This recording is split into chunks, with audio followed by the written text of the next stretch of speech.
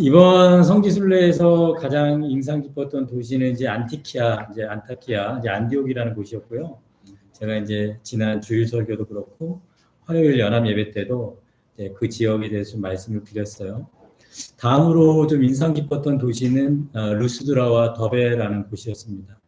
오늘 본문 16장 1절에 나와 있는 바울이 더베와 루스드라에도 이름에 루스드라와 더베에서 무슨 일이 있었는가, 좀 성경을 좀 같이 찾았으면 좋겠습니다. 제가 성지순례 가서 이렇게 구석구석 찾아다닌 것처럼 여러분들은 오늘 좀 성경을 좀 찾아야 되겠어요. 자, 사도행전 14장 앞으로 조금 가보면 19절입니다. 다 같이 한번 19절 읽어볼까요? 시작. 유대인들이 안디옥과 이고니온에서 와서 무리를 충동하니 그들이 돌로 바울을 쳐서 죽은 줄로 알고 시외로 끌어내십니다. 루스드라에서 이 돌에 맞아서 거의 죽을 정도로 내던져졌다라고 성경은 이 말을 합니다. 자, 20절 다 같이 읽겠습니다. 시작. 제자들이 둘러섰을 때 바울이 일어나 그 성에 들어갔다가 이튿날 아나바와 함께 더베로 가서. 제자들이 둘러섰을 때 바울을 위해서 기도했을 거고 하나님께서는 그 바울을 일으키셨습니다. 일어나자마자 다시 그 성에 들어갔다. 그러니까 루스드라로 들어갔다가 더베로 갑니다. 그래서 21절 어떻게 합니까? 복음을 그 성에 전하여 많은 사람을 제자로 삼았다. 이렇게 얘기합니다. 그런데 그 루스드라의 돌에 맞아 죽는 그 현장에 있었던 사람이 있어요. 자, 오늘 16장 1절 사도행전 다시 오면 거기에 디모데라는 제자가 있으니 디모데는요, 바울이 돌에 맞아 죽어가는 장면을 보았을 것입니다. 제가 지금까지 사도행전을 설교하면서 디모데가 이 돌에 맞아 죽어가는 바울을 봤을 거다? 이런 생각을 한 번도 못했습니다. 근데 성지순례를 통해서 루스드라를 직접 방문해서 루스드라에서 일어난 일, 그 일과 함께했던 사람들이 누굴까 깊이 생각하다 보니까 디모데는 분명히 이 바울의 환난을 목격했을 것이다. 그래서 바울이 디모데에게 쓴 편지를 보면은요. 자, 우리 디모데 후서를 또 한번 살펴볼까요? 자, 뒤로 다시 좀 더 많이 좀 넘어가면 디모데전서, 디모데 후서가 있습니다. 디모데 후서 3장 11절입니다.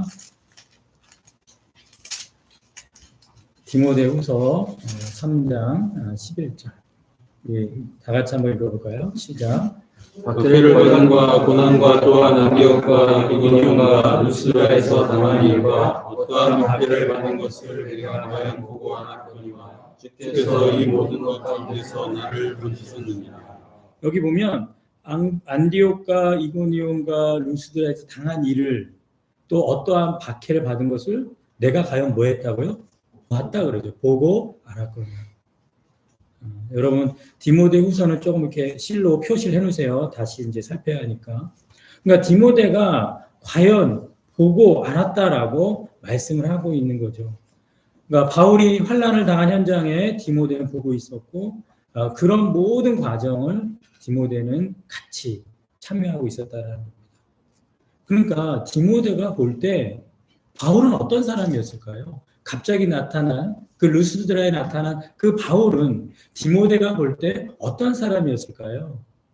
바울은 자신을 죽이려 했던 곳으로 다시 돌아갑니다. 자, 사도행전 14장 다시 돌아오면 21절에 루스드라와 이고니온과 안디옥으로 돌아가서, 그러니까 다시 돌아가서 바울은 22절에 제자들의 마음을 굳게 하여 뭐라고 권면을 하죠? 이 믿음에 머물러 있으라 이렇게 권합니다. 그러니까 믿음에 머물러 있어라. 우리는 나 지금 믿고 있는데, 나 믿음에 머물러 있는데, 나 지금도 신우의 예배 드리는데, 이 믿음에 머물러 있느라는 게 아주 그냥 지나가는 말처럼 들리지만 믿음에 머물러 있으라 이 권면은 굉장히 중요한 권면이에요. 왜냐? 믿음에서 떠날 수 있거든요. 믿음을 등한히 여길 수 있거든요.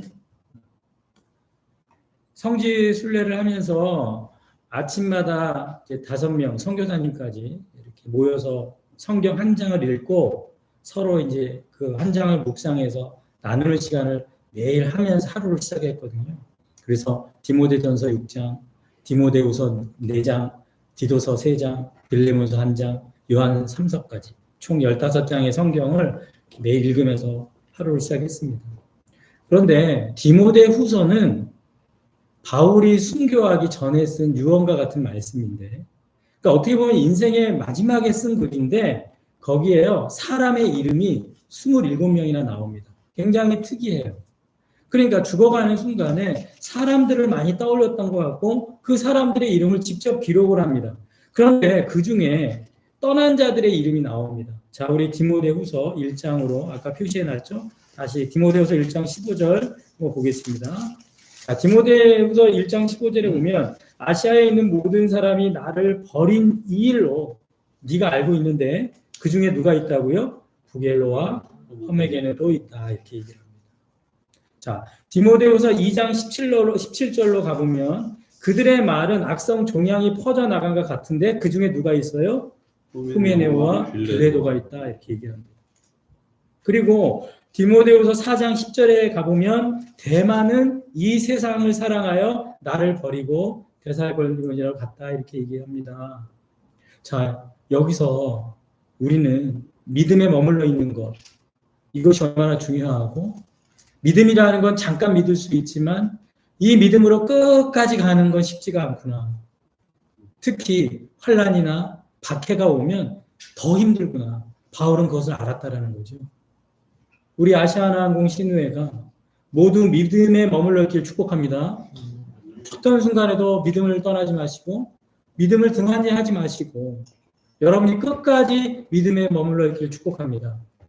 자, 다시 사도행전 14장으로 돌아오면 자, 사도행전 14장 22절에 믿음에 머물러 있으라 이렇게 권면한 다음에 또 뭐라고 얘기하냐면 우리가 하나님 나라에 들어가려면 많은 뭘 겪어야 돼요?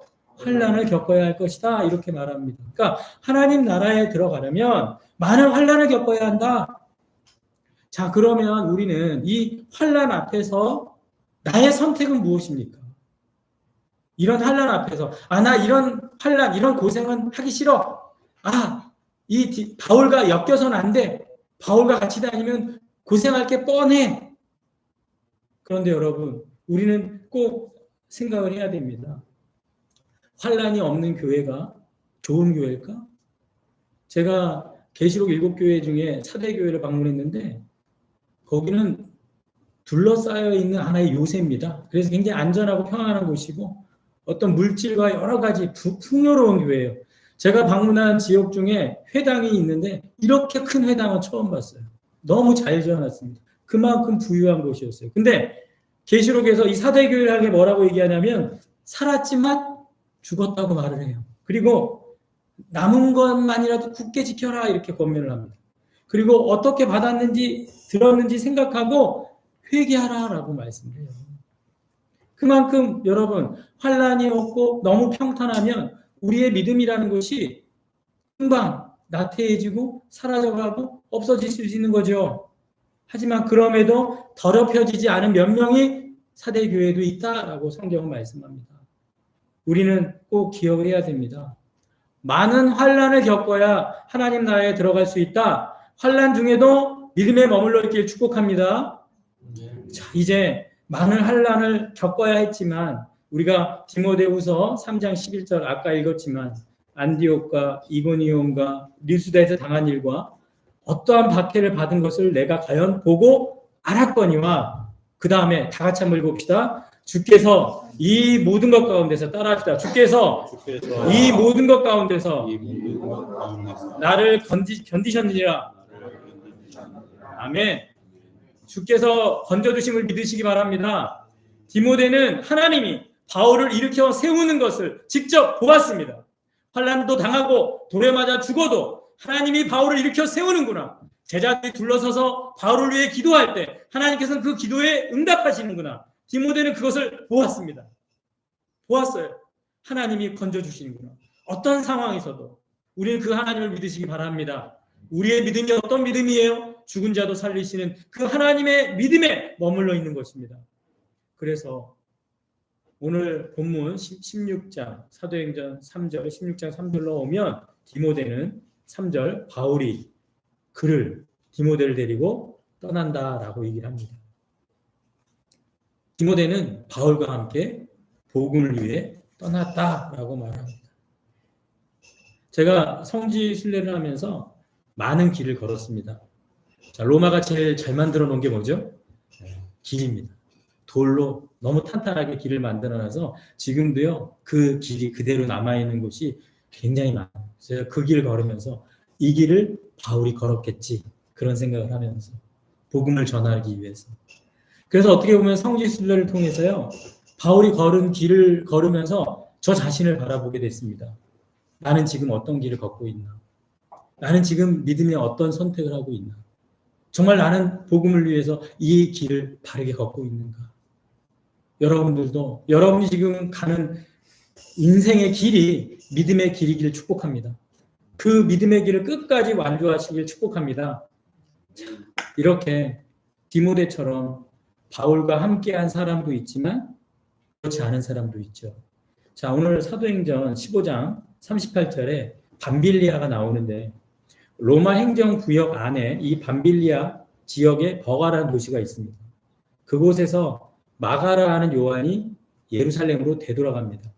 그러니까 바울의 1차 선교 때 바나바와 바울이 출발할 때 마가가 동행을 하다가 구부로에서 열심히 전도하고 배를 타고 이 밤빌리아 버가에 왔는데 갑자기 마가가 예루살렘으로 돌아가 버린 거예요. 솔직히 이 버가에서 예루살렘까지 640km거든요. 그 먼 거리를 다시 되돌아가겠다고 돌아가 버린 거죠. 마가가 왜 돌아갔을까? 성경에 기록해 하지 않아서 이유를 잘 모르겠어요. 그런데 중요한 거는 오늘 39절 사도행전 15장 39절에 바나바와 바울이 심하게 다퉈요. 심지어는 갈라섭니다. 그 원인을 제공한 사람이 누구였어요? 바로 마가가 중간에 떠난 것 때문에. 바나바는 마가를 용납해야 된다. 바울은 그럴 수 없다. 그러니까 어떻게 보면 이 마가가 중도에 이탈한 문제는 바나바와 바울을 싸우게 만드는 아주 심각한 문제였다라는 것을 우리는 알 수 있는 거죠. 자, 마가가 바나바의 생질, 조카기 때문에 바나바와 바울이 전도를 하다 보니까 점점 바울이 리더십이 세져요. 바나바는 점점 작아들어요. 그것이 보기 싫어서 써놨을까?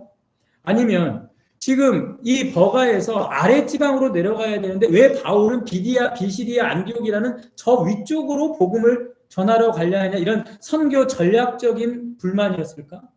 아니면 버가에서 비시디아 안디옥을 넘어가려면 타우루스 산맥을 넘어가야 돼요. 그 길이요 224km가 되고 도보로 8일이나 열흘이 걸리는 거리예요.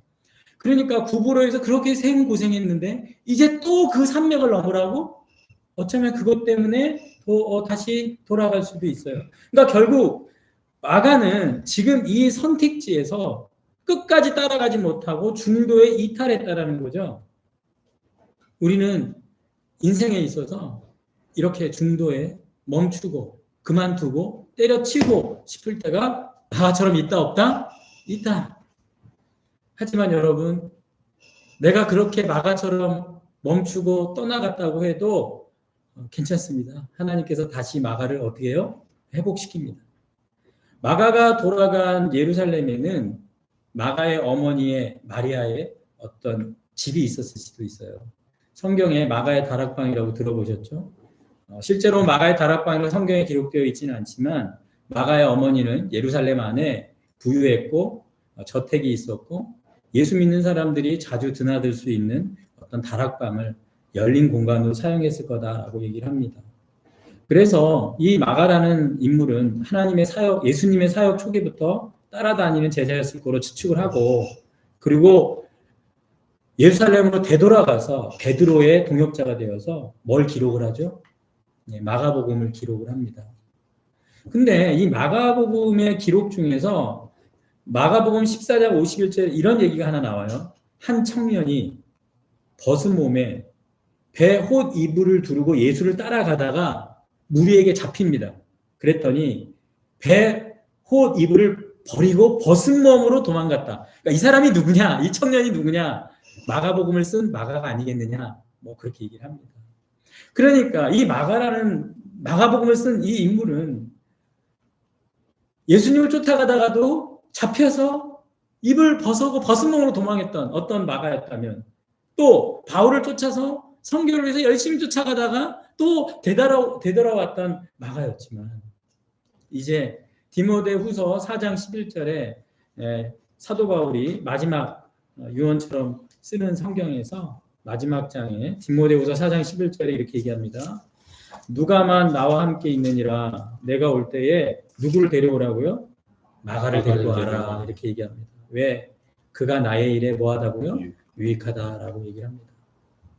이렇게 마가는 한때는 도망쳤고 멈췄지만 하나님께서 그 마가를 회복시키셔서 이제는 유익한 사람으로 믿음에 머물러 있도록 하나님의 역사에 사용하는 사람으로 쓰임받게 된 모습을 보게 됩니다. 우리 사랑하는 믿음의 우리 아시아나 신회 식구들, 환난 중에서도 믿음에 머물러 있길 축복합니다. 혹시나 좀 잠시 떠나 있었어도 반드시 다시 돌아오게 하실 하나님을 믿으시길 축복합니다. 그래서 하나님께서는 한 번 택한 자를 버리지 아니하시고 반드시 하나님의 믿음의 구원을 이루시고 여러분을 통해 하나님의 자녀로 세우실 하나님을 찬양하며 신뢰하며 그분께 영광 돌립니다. 기도합니다. 살아계신 하나님 진심으로 감사드립니다. 우리 인생의 믿음이 환난 중에서도 믿음에 머물러 있기를 축복합니다. 원합니다.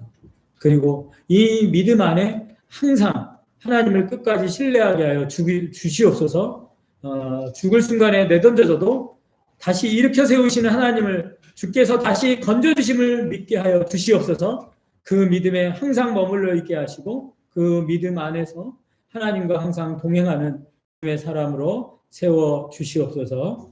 예수님의 이름으로 기도하였사옵나이다. 아멘.